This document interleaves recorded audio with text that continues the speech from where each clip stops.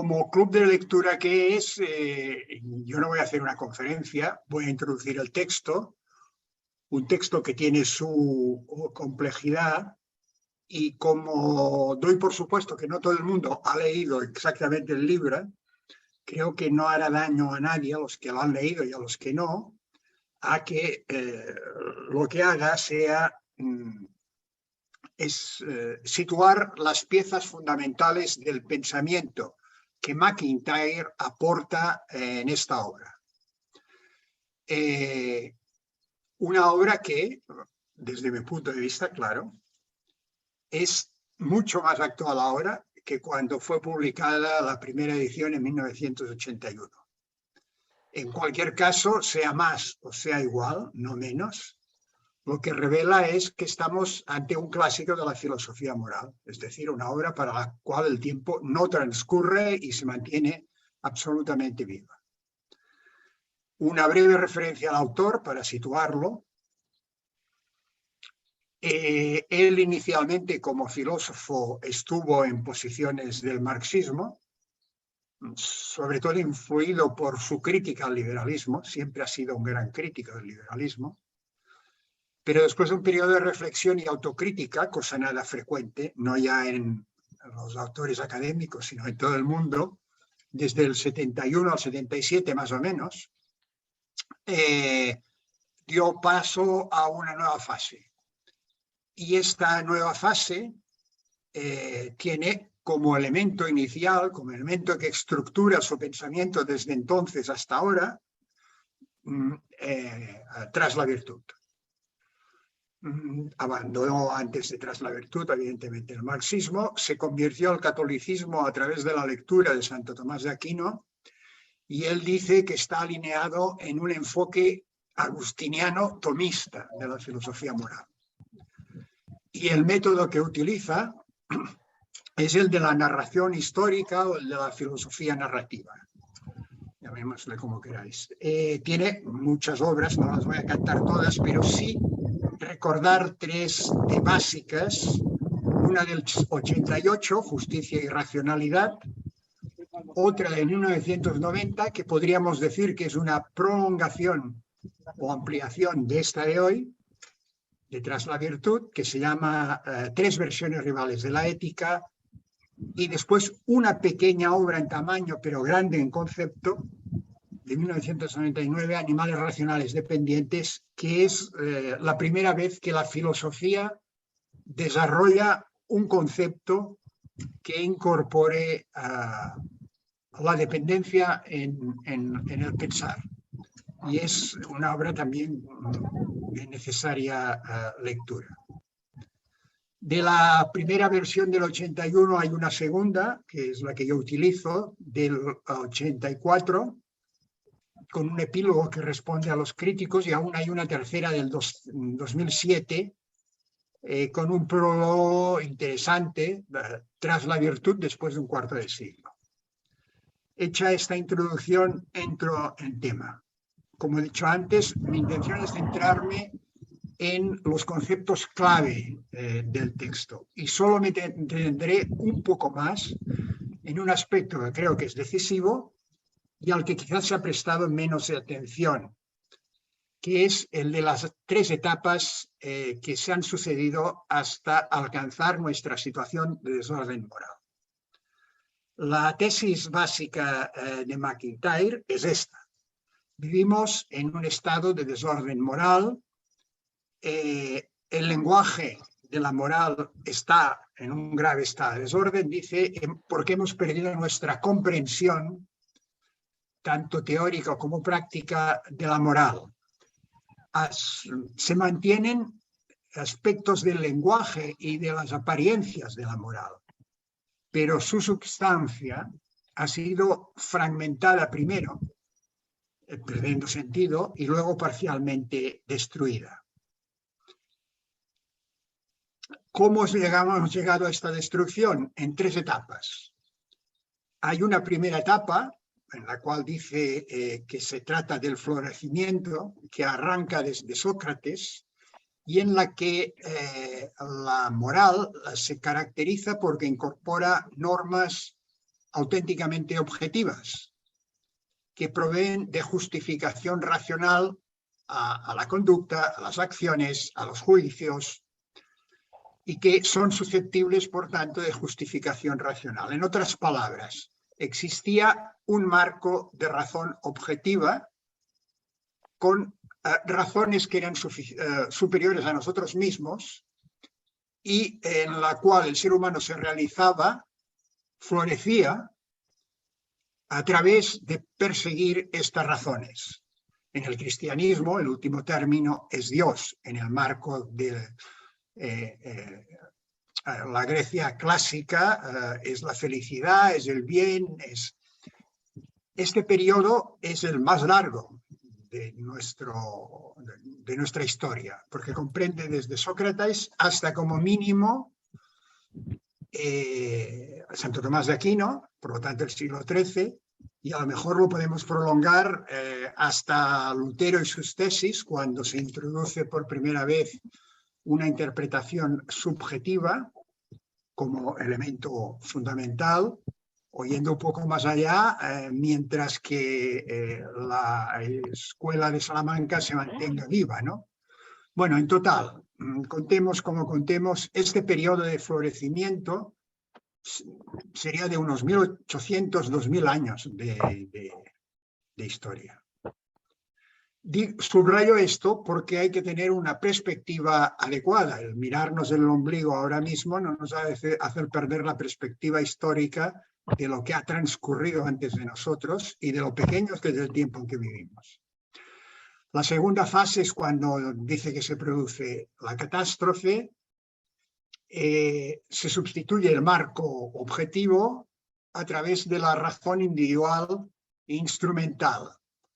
Y esto eclosiona con la Ilustración, aunque ya se pueden rastrear inicios de esto en el Renacimiento, en la concepción de Lutero y la ruptura protestante, con una lectura individual y subjetiva de la Biblia. Se sustituye en definitiva un marco de razón objetiva por otro de razón instrumental, subjetiva. La consecuencia es que, y esto lo remarca MacIntyre, los autores ilustrados que dicen con la razón, sin ningún otro elemento, haremos que el hombre se libere y se desarrolle, lo único que sucede es que sirve para provocar desacuerdos permanentes.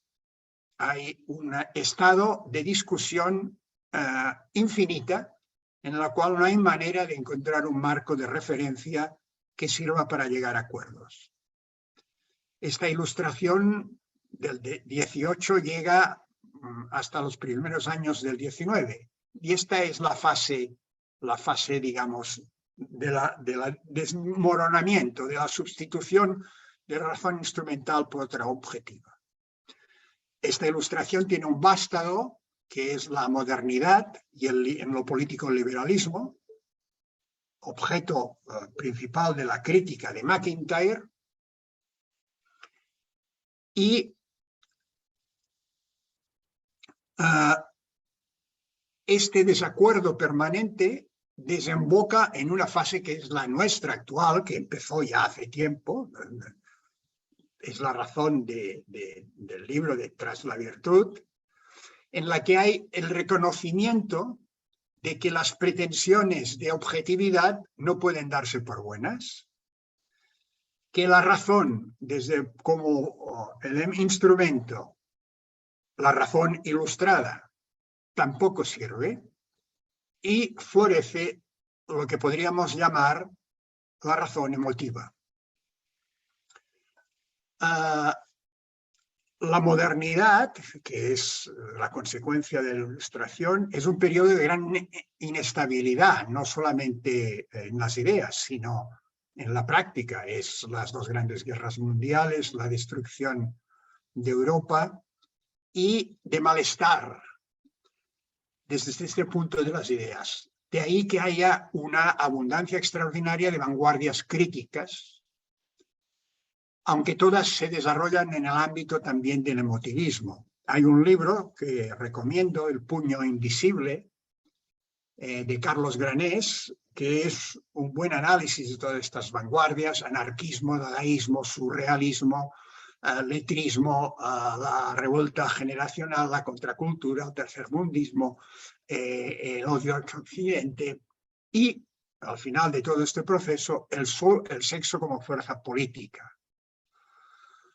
También en este periodo, pero no como consecuencia de la modernidad, sino como alternativa a ella, en el marco del modernismo, que se parece en el nombre, pero que es otra cosa muy distinta, surge el marxismo.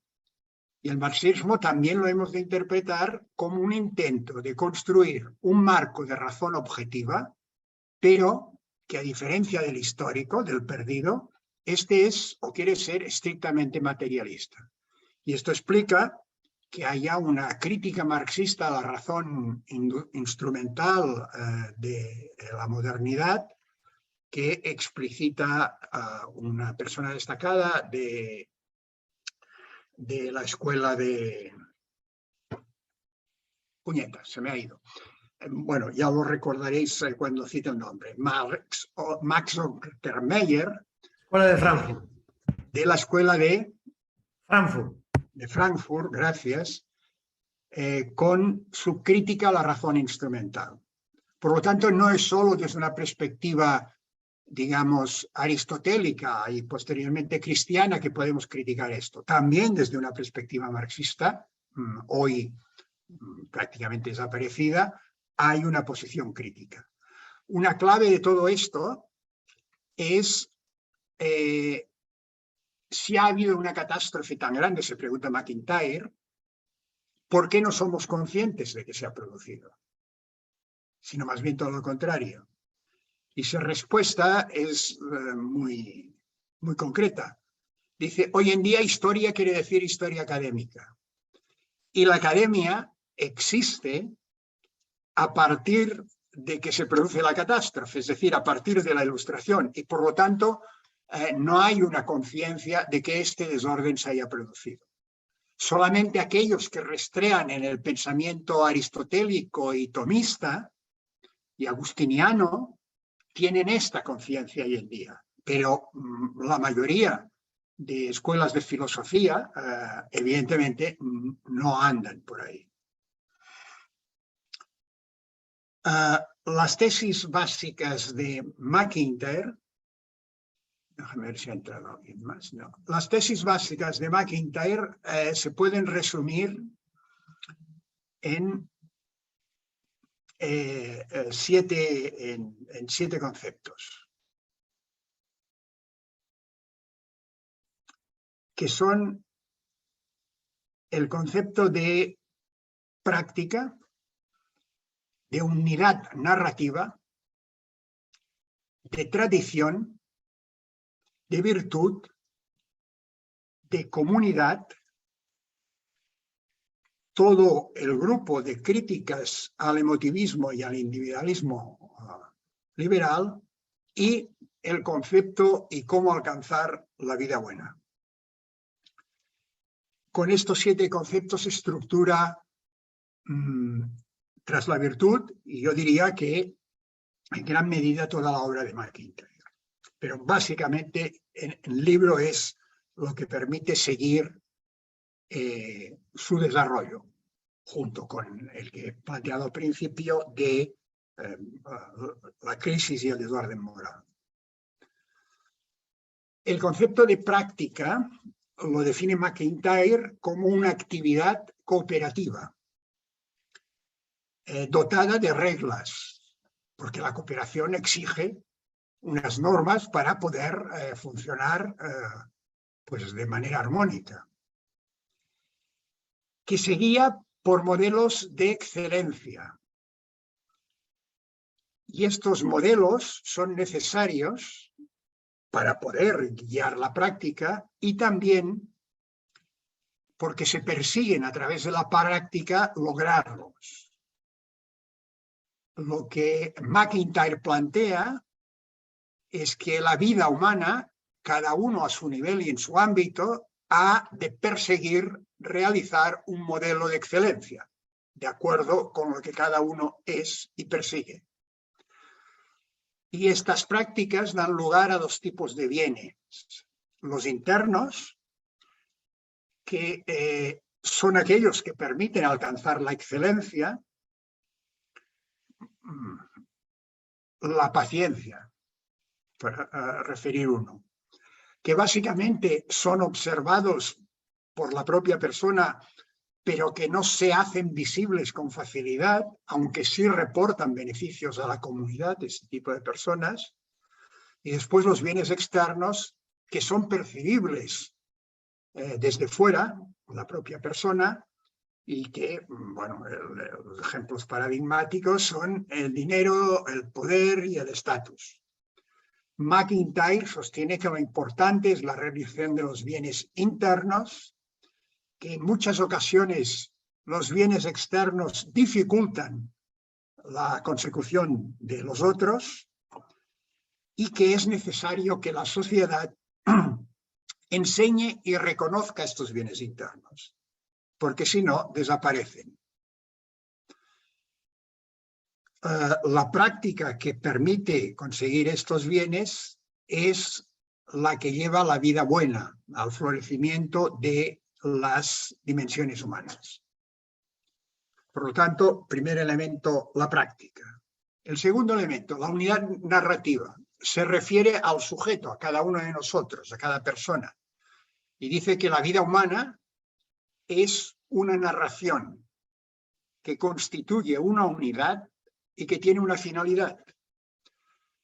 Por lo tanto, rechaza la posibilidad de que exista un hombre como empresario o como trabajador al lado distinto del mismo hombre cuando hace vida familiar, distinto del mismo hombre cuando hace vida de ocio o se divierte. Dice, no, el ser humano vive como una unidad y esta unidad puede narrarse, uno mismo puede narrar su vida. De tal manera que uno es autor de esta narración y también actor de la misma. Y actor, como es lógico, en las vidas de los demás.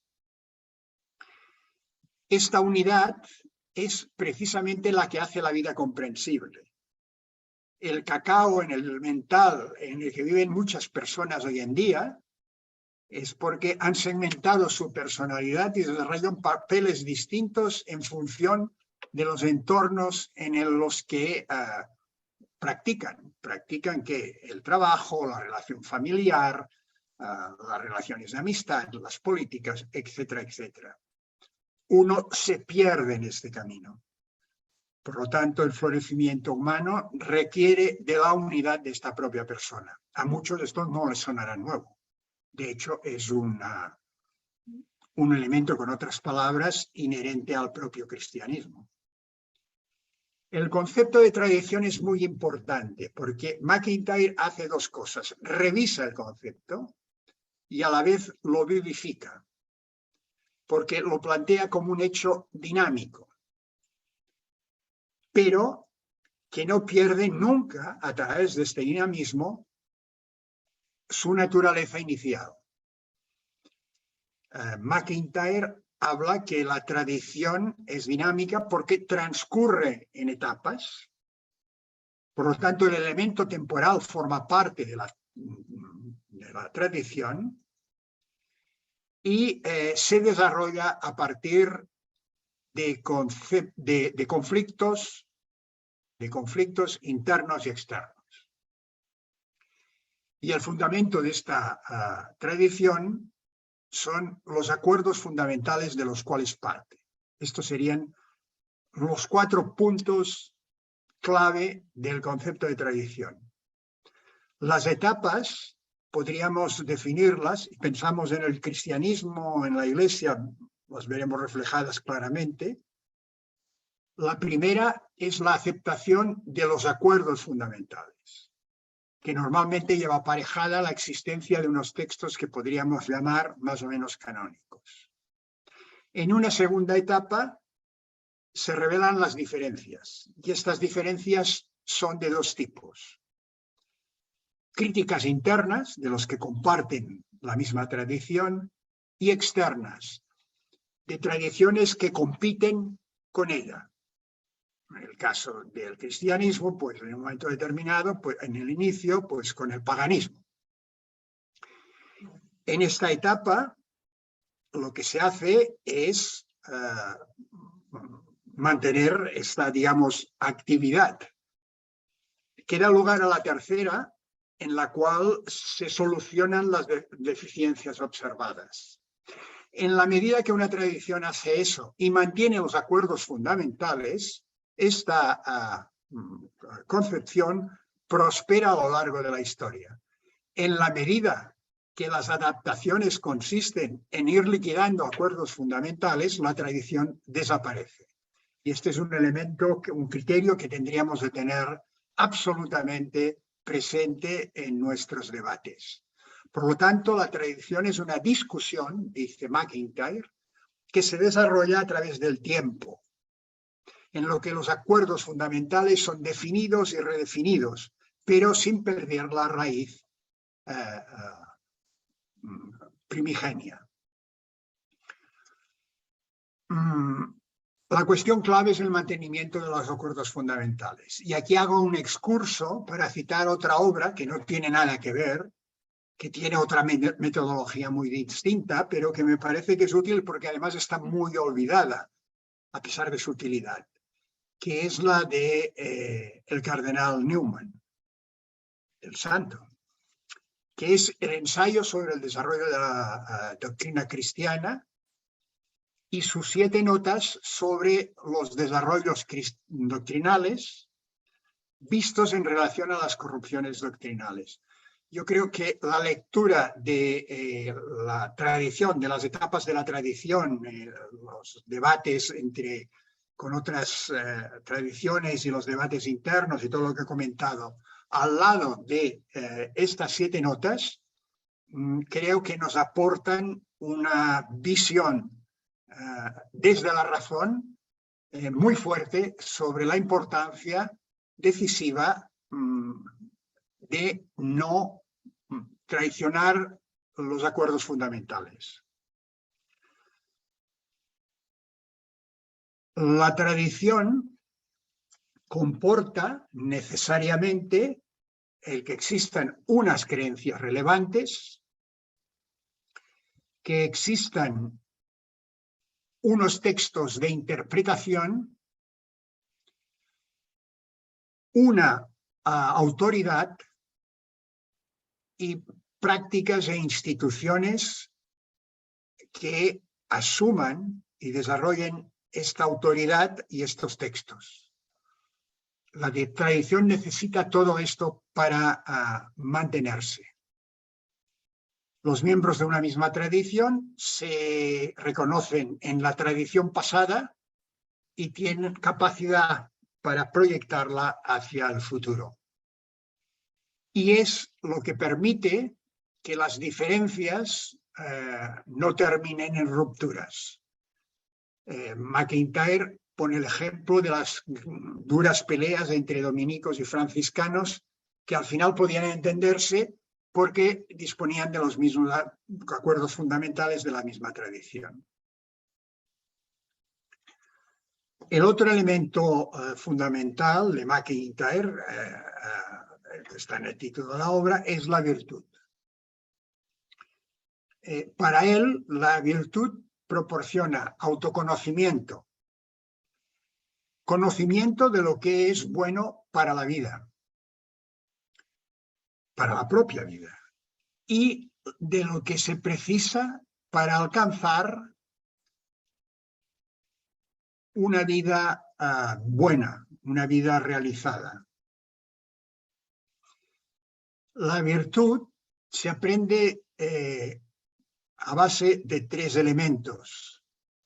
La participación en las prácticas, y esto nos devolvería al punto de las prácticas que he hablado antes. La virtud son prácticas, no es una teoría o un discurso. Se ha de conocer las virtudes, pero se fundamentan en la práctica.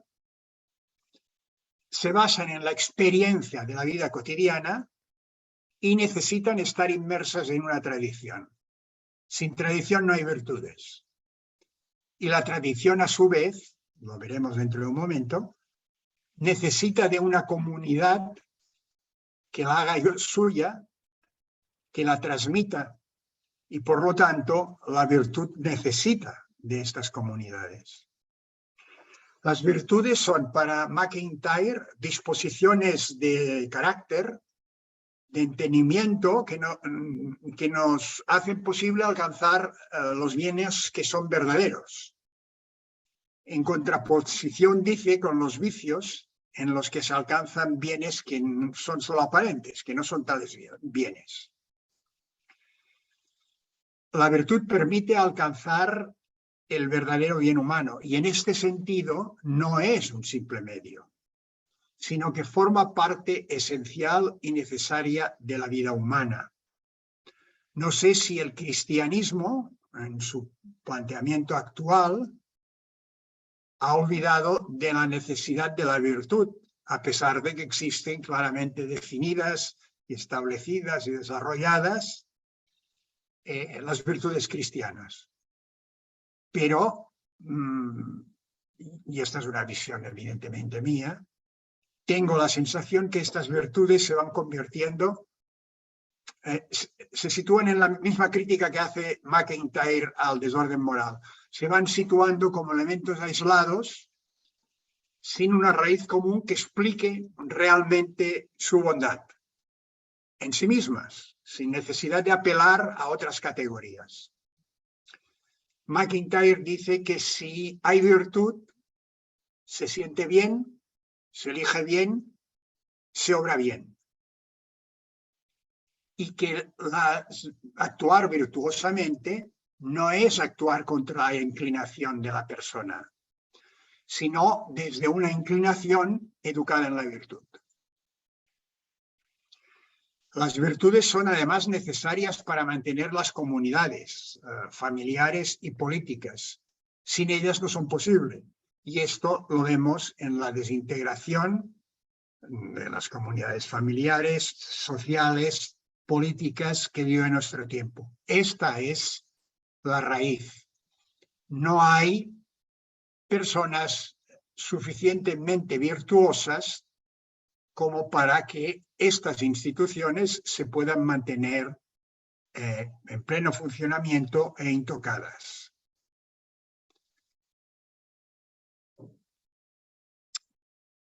MacIntyre también dice que se falla no solo cometiendo delitos contra la ley, sino no siendo bastante bueno en relación a lo que uno puede llegar a ser.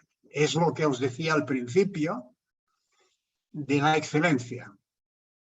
El planteamiento macintariano es que el ser humano ha de perseguir la excelencia.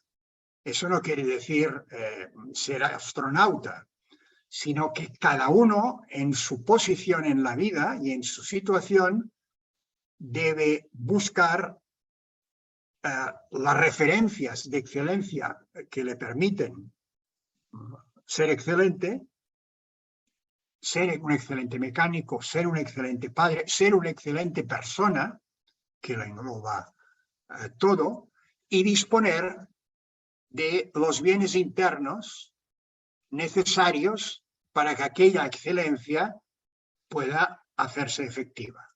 Esta es la idea de fondo. Cuando no hay virtudes en una comunidad, cuando la política no es un ejercicio de las virtudes, entonces desaparece la condición fundamental para que la democracia, entendida como los griegos o entendida en nuestro tiempo, es igual, deje de funcionar. Porque la democracia requiere de lo que Aristóteles llama amistad civil, es decir, la amistad entre extraños que comparten en la ciudad, en la política, podríamos decir, la consecución del bien común a pesar de tener ideas distintas. Si estas personas no son virtuosas, la concordia no aflora. Y el debate político actual es una excelente muestra de todo esto. La comunidad es el otro elemento clave, entendida como vínculo entre personas sustentadas en una concepción compartida del bien humano. Y aquí dice el filósofo escocés que el individualismo liberal es totalmente ajeno a esta idea. Hoy en día, en nuestra vida, las comunidades están muy destruidas, por eso es tan difícil mantener una familia estable. Porque no hay razones para que exista esta estabilidad, y sí razones para todo lo contrario. La consecución de la comunidad es una condición necesaria, como he dicho antes, para que la tradición exista, para que la virtud pueda realizarse, etcétera, etcétera, etcétera. Ahora haríamos marcha atrás de los 4 grandes conceptos que he comentado hasta ahora, con el quinto, que es la comunidad. 2 aspectos clave: la crítica al emotivismo y al individualismo liberal. El emotivismo es la doctrina según la cual los juicios de valor, y más específicamente los morales, no son nada más que preferencias. ¿Qué es el bien? Aquello que yo prefiero. Claro, ¿cuál es el problema? Que nuestras preferencias son distintas y por lo tanto es imposible que una sociedad funcione bajo este criterio. Además, lo malo del emotivismo es que pretende ser una teoría. En el emotivismo hay 2 planos: el emotivismo filosófico y el emotivismo cultural o social. A mí el filosófico, tengo que confesar que me interesa poco, pero es donde está la raíz del problema. Y esta, como iba a decir, es una teoría que pretende dar cuenta de todos los juicios de valor, sean los que sean. Y todo lo traduce en preferencias personales. De hecho, toda la política que se está haciendo hoy en día en España, por ejemplo, emana claramente de este trasfondo. Y si hay tiempo podríamos realizar algún ejercicio práctico sobre esto. No hay ningún bien fuera de aquel que inspira el deseo de las personas. Pero ¿qué sucede en la práctica? Que el deseo que aflora más, porque tiene una elasticidad ilimitada, es el deseo sexual que se ha apoderado del conjunto del escenario. Todas las leyes, casi todas las leyes que se dan al margen de lo estrictamente económico y técnico, tienen esta naturaleza. De hecho, el aborto, la raíz del aborto está aquí. No en otra cuestión. En consecuencia, es una concepción del mundo social donde hay un foro y un choque continuo de voluntades individuales. Y esto explica la gran polarización, porque solo desde el poder se pueden imponer determinadas concepciones. Quien tiene el poder triunfa en su visión emotivista del mundo. Textualmente, cito, MacIntyre dice: el yo emotivista, cuando alcanzó la soberanía, perdió los límites tradicionales que una identidad social y un proyecto de vida humana ordenado a un fin habían proporcionado a la sociedad. No afirmo meramente que la moral no es lo que fue, sino que lo que la moral fue ha desaparecido en amplio grado y que esto marca una degeneración y una grave pérdida cultural. La acusación es realmente muy potente. ¿Qué sucede? Que el deseo humano se convierte en un hiperbién. La realización personal consiste en satisfacer el propio deseo. Y esto es incompatible con una sociedad ordenada. Y tiene otra consecuencia, que también la vivimos: la pérdida del sentido de la autoridad. La autoridad ya no es un valor en sí mismo y es respetada, sino que en todo caso el respeto cada vez más nace de la acción punitiva que esta autoridad se ve obligada a ejercer. Y la otra crítica al liberalismo cultural y político, él ve la vida como una confrontación entre este liberalismo y la concepción aristotélico-tomista. Es la oposición moral fundamental de nuestro tiempo. Y cito, la doctrina central del liberalismo es la tesis de que las preguntas acerca de la vida buena, sobre los fines de la vida humana, que se contemplan desde el punto de vista público, son implanteables y solo pertenecen al ámbito privado de cada persona. Esta tesis se fundaría en el convencimiento de que la multiplicidad y heterogeneidad de los bienes posibles para el hombre es tan numerosa que su busca no puede conciliarse con un orden moral y político homogéneo. Consecuencia práctica de esto, nuestra vida colectiva se basa en los procedimientos y la política es un procedimiento y solo un procedimiento.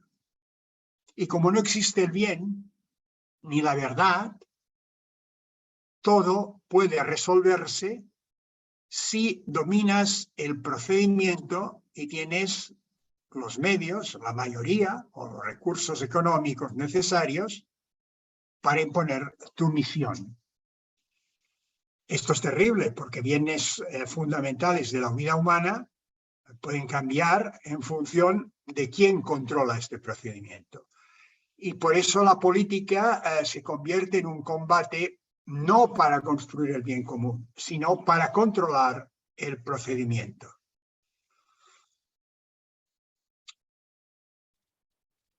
Hay en todo eso un punto de falsedad, porque el Estado liberal moderno, explica MacIntyre, dice ser neutral respecto a las distintas concepciones de bien. Pero en realidad se hace defensor a ultranza de las concepciones individualistas, de los valores de mercado y el desmadre en aquello que el autor denomina la tradición de las virtudes. Lo podemos ver hoy en día. El Estado liberal en España no existe, porque el propio Estado tiene una ideología propia, con lo cual es imposible si es neutral, que es de la perspectiva de género, que informa horizontalmente todas las leyes y todas las políticas. Por lo tanto, además, en esta visión liberal hay contradicciones inasimilables muy importantes. MacIntyre señala que en el origen de esto hay la ruptura con la relación con Dios, con la liberación que los filósofos modernos han pretendido. Y él dice que ve más en esto una transición hacia lo anómico que hacia la autonomía del ser humano. Y creo que, una vez más, la realidad lo demuestra. Hay una referencia muy interesante sobre el patriotismo. Tiene un artículo muy interesante en MacIntyre que se llama El patriotismo como virtud y señala que el patriotismo como virtud no es posible en las sociedades modernas porque no tiene nada que ver con lo que se entiende regularmente con la afirmación nacional o nacionalista en cuanto al carácter virtuoso de este sentido de la patria. No me extiendo porque quiero terminar y escuchar vuestros puntos de vista. Finalmente, la vida buena requiere del aprendizaje de la virtud para lograrlo. El aprendizaje de la virtud precisa del desarrollo personal dentro de una tradición. Afirma que toda pretensión de situarse fuera de una tradición es ilusorio y termina afirmando que la sociedad occidental actual no posibilita el aprendizaje de la virtud. El corolario de todo esto es la última página de Tras la virtud. Ya la ha citado antes Soleil, cuando dice, sin embargo, en nuestra época, antes ha hecho una referencia al Imperio Romano, sin embargo, en nuestra época los bárbaros no esperan al otro lado de las fronteras, sino que llevan gobernándonos hace algún tiempo. Y añade, y nuestra falta de conciencia de ello constituye parte de nuestra difícil situación. No estamos esperando a Godot, sino a otro, sin duda, muy diferente, a San Benito. Y aquí terminaría la glosa y el intento de esquematizar Tras la virtud, que es una obra, como sabéis, de una cierta densidad conceptual. Solamente quiero remarcar que hay algunas cuestiones que incita a la reflexión el trabajo de MacIntyre. Una es el descartar el pesimismo, sobre esto advierte, dice que es un lujo cultural. Otra es que si lo que hace MacIntyre es un diagnóstico de el desorden moral, quiero recordar que la política es una dimensión moral y que por consiguiente debería ser posible hacer una determinada traducción de lo que plantea MacIntyre en su diagnóstico en el plano político.